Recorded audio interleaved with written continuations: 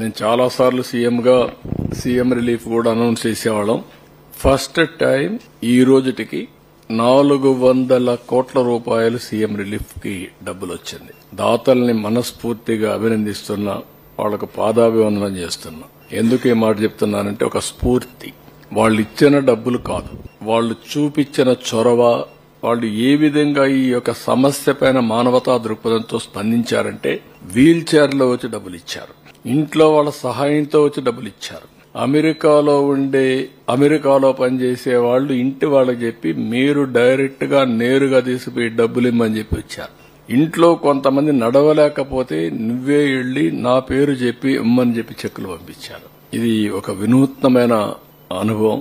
అది ఒకరిని కాదు, చిన్న పెద్ద అని కాదు, పిల్లలు చదువుకుంటూ 5 రూపాయలు 10 రూపాయలు కలెక్ట్ చేసి ఓ స్కూల్కి ఎంత కలెక్ట్ చేసి తీసుకొచ్చారు ఉండి మారిగా పెట్టి. నేను అడిగాను వాళ్ళని, ఏంటంటే ఈ విపత్తు వచ్చినప్పుడు నేను కూడా నా సాటి ప్రజలకు ఇబ్బంది వచ్చినప్పుడు సహాయపడాలని చేశామని చెప్పి అన్నారు. వాళ్ళ పిల్లలు దాచుకున్న డబ్బులన్నీ ఇచ్చేశారు. ఇలాంటి వినూత్నమైనటువంటి ఆలోచనలు వచ్చాయి. స్ఫూర్తిదాయకంగా ప్రవర్తించారు. వాళ్ళందరినీ పేరు పేరున మనస్ఫూర్తిగా మరొక్కసారి ధన్యవాదాలు. దీనివల్ల ఒక న్యూ మూమెంటం కోసం దారితీసింది.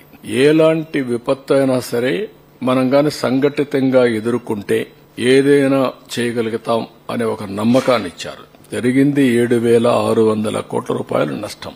మనం ఇచ్చింది ఇక్కడ ఇవన్నీ కూడా రైతులకి, ఇక్కడ ఉండే వాళ్ళకందరికి ఇచ్చింది 602 కోట్లు ఇచ్చాం. ఈ రోజు రిలీజ్ చేస్తాం, ఇంకా కొంత అటు ఇటు అవుతుంది. కానీ 400 కోట్ల రూపాయలు దీంట్లో దాతలే ఇవ్వగలిగారనేది ఒక హిస్టారికల్. మొత్తం మన దగ్గర ఉండే డబ్బులన్నీ కూడా ఈరోజు రాష్ట్రంలో ప్రజలు కూడా అర్థం